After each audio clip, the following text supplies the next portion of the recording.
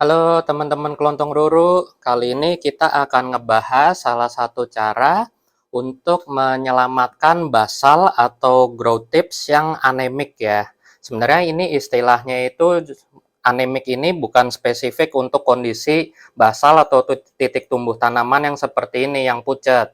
Tapi saya meminjam istilah dari Geoff Mansell, foundernya Exotica Plants. Jadi salah satu contohnya karena dia kan sering ekspor tanaman ya ke luar negeri segala macem, tuh bisa ada yang nyampe 2 minggu atau berhari-hari, sedangkan tanamannya EP itu kan bener-bener vigor banget. Jadi walaupun kita transplantasi, kita repotting root bound untuk dikirim ke luar negeri, dia akan masih tetap tumbuh terus. Nah, karena dalam proses perjalanan yang bisa sampai lama banget, seminggu lebih, dan tanamannya tetap tumbuh, biasanya Geoff menyebut itu fenomena anemik untuk tanaman yang pucat. Seperti contohnya nanti akan saya kasih lihat ya, foto-foto dari EP. Nah, kalau teman-teman udah lihat di video Nortiana dari teman saya, si Buledan, itu bisa dilihat dulu ya kondisinya. Itu pas saya gali, mau saya berut total, itu kan ada basalnya yang putih banget. Nah, teman-teman pasti pernah ngalamin nih, biar kelihatan ya, kita matiin dulu lampunya. Nah, jadi si basal norte ini dulu kondisinya kalau teman-teman lihat di videonya itu anemik banget, bener-bener pucat putih. Nah, terus dia juga wujudnya langsung saya potel saat itu juga. Sedangkan kalau menurut logika kan itu bisa nggak sih diselamatin wujudnya aja cuman kayak toge kecambah nggak jelas gitu. Teman-teman kan kadang bingung ngapain cara nyelamatinya. Nah, ini juga salah satu bukti kalau tanaman yang sedang tumbuh sangat baik itu juga biasanya propagasinya 100%. Seperti contoh di sini ya, ini saya persiapkan untuk teman saya, Bro Malcolm. Nah, kalau teman-teman lihat di video sebelumnya, itu kan warna basalnya ini anemik, putih banget. Nah, kasus ini juga sering saya temuin di nepe-nepe lowland yang suka ngeluarin basal. Kalau teman-teman suka belanja ampularia atau lain-lainnya, biasanya dari bawah akarnya itu juga kelihatan ya, banyak titik tumbuh yang warnanya putih pucat seperti ini. Nah, saya cara nyelamatinya gimana? Saya pertama, karena saya yakin ini adalah Nortiana yang sedang tumbuh sangat baik. Jadi saya nggak pakai sungkupan.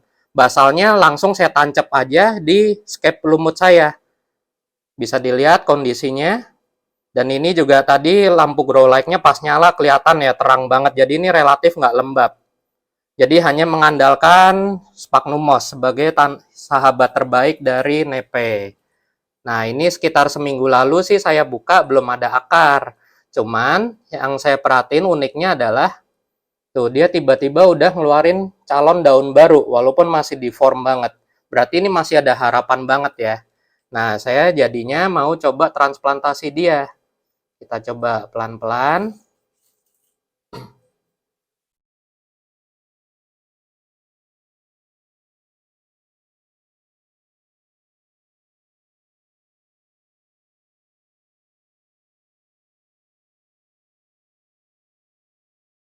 Nah, biasanya dari hasil propagasi, kalau udah bentuk kalus kayak gini, ini baru mau keluar akar.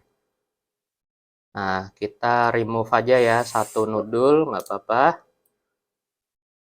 Tuh, ini masih sukulen banget bentuknya. Dan ini seperti yang udah saya bilang di topik propagasi sebelumnya. Walaupun dia belum keluar akar, tapi dia udah bisa ngeluarin daun baru.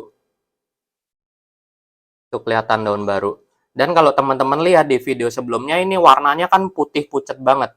Dengan pencahayaan yang baik, kelihatan. Pelan-pelan badannya mulai hijau, dan ini juga tuh daun barunya keluar. Cuman karena memang nggak disungkup, pasti bentuknya deform banget ya. Nah, saya juga emang nggak mau nyungkup, karena ini saya persiapin buat jadi klon yang bandel. Kenapa? Karena saya yakin dari awal dirawat aja, si bule dan ini kan nggak pakai greenhouse yang proper ya, dan tetap tumbuh baik. Jadi si basal ini juga pasti mampu beradaptasi di lingkungan yang relatif nggak terlalu lembab. Makanya saya berani untuk nggak nyungkup dia. Kita bersihin aja nudulnya. Nah, udah kelihatan tuh daun barunya juga hijau. Sekarang kita next ke transplantasinya ya untuk persiapan. Nah, ini sebelum transplantasi saya mau kasih lihat dulu nih. Ini buktinya ya. Jadi karena kemarin ada kendala shipment, si Jov sendiri yang balas emailnya ke teman saya si Buledan. Untuk privasi banyak yang saya sensor, nggak apa-apa, yang penting ini ilmunya. Tuh dia aja bilang, dia bahkan suka shipment 5 sampai 6 minggu. Bahkan ada yang sampai 24 hari di perjalanan. Ditambah pada saat proses packing, jadi total sebulan loh tanamannya di perjalanan. Dan ini efeknya, bisa dilihat.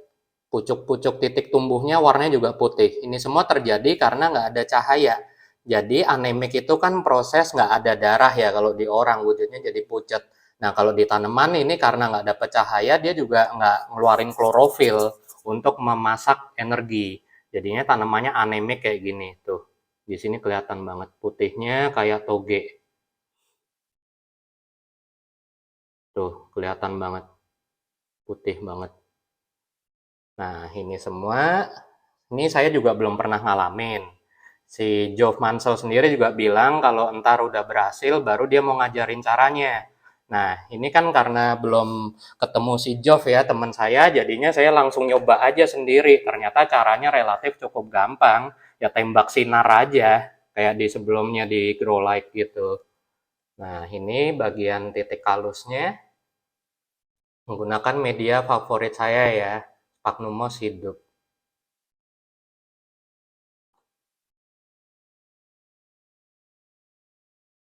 Bawahnya kita pakai sphagnum moss kering, nggak apa-apa. Kita padetin buat bisa nopang basalnya. Udah, tinggal kayak gini aja. Saya taruh di bawah grow light. Semoga ini tips ini juga bisa membantu untuk teman-teman yang pas lagi reporting nggak sengaja nemu basal yang anemik atau putih banget ya. Jadi semoga tips ini bisa membantu. Nah, saya sendiri belum pernah nyoba kalau pakai matahari di outdoor. Karena saya takut matahari itu kan ada cahaya UV-nya ya, salah satu partikelnya. Nah, UV itu kan sifatnya sebenarnya membantu untuk kekuatan pertumbuhan tanaman. Tapi karena dia masih anemik, saya nggak yakin si basal tersebut kuat untuk menahan cahaya UV. Jadi saya merekomendasikan pakailah lampu grow light atau LED. Kalau patokan saya adalah untuk Nepenthes 16.000 lux ke atas itu paling baik.